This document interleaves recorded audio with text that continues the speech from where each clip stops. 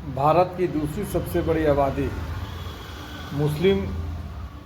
अब पार्टियों के अंदर या कहिए कि सरकार के अंदर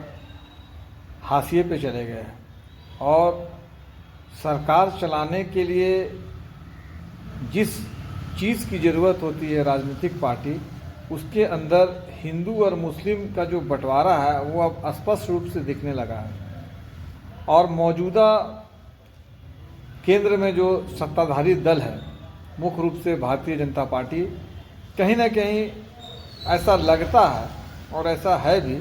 कि अब उन्हें मुसलमानों की वोट की ज़रूरत नहीं है और वो अपने आप को सहज महसूस करते हैं कि उन्हें मुसलमान वोट ना दें। आप पूरे देश के अंदर देखिएगा, अगर राज्यों की बात करिएगा तो वहाँ पर भी ये आपको स्पष्ट नज़र आता है। एक जो मुस्लिम बहुल स्टेट है जम्मू कश्मीर, जो अभी स्टेट नहीं है, वहाँ की बात छोड़ दी जाए,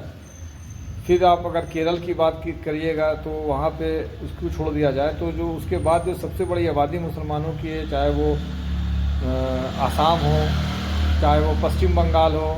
चाहे वो महाराष्ट्र हो, चाहे वो बिहार हो, वहाँ पे राजनीतिक स्थिति बदल चुकी है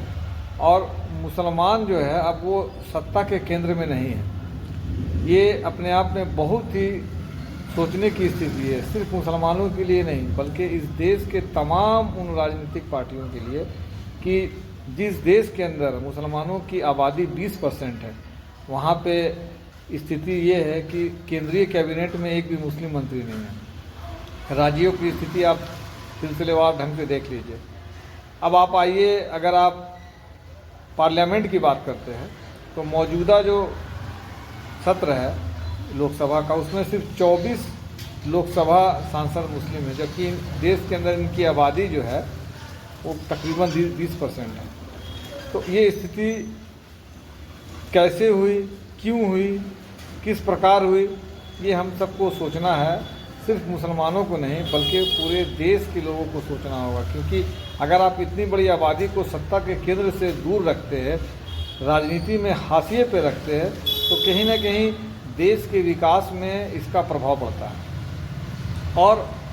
अब क्या ऐसा मान लिया जाए कि राजनीति में मुसलमान जो है, भारतीय राजनीति में जो मुस्लिम समाज है, मुस्लिम समुदाय है, वो हाशिए पर है?